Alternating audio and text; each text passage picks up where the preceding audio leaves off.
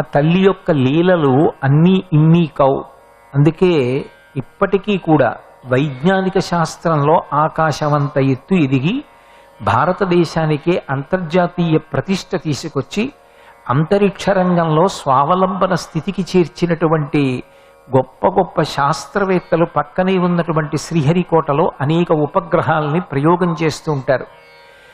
ఎంత చదువుకున్నా వీటిని ఇలా ఇవ్వగలిగినది, ఈ ఆలోచనలకు ప్రచోదనం చెయ్యగలిగినటువంటిది ఒక తల్లి ఉంది అని పరమ వినయంతో, జ్ఞానము వినయము రెండు ఎక్కడ కలిసి ఉంటాయో అక్కడ సామాజిక ప్రయోజనము నెరవేరుతుంది. నిజంగా ఆ శాస్త్రవేత్తల్ని చూసి భారతదేశం అంతా కూడా అభినందనలు తెలియచేయాలి.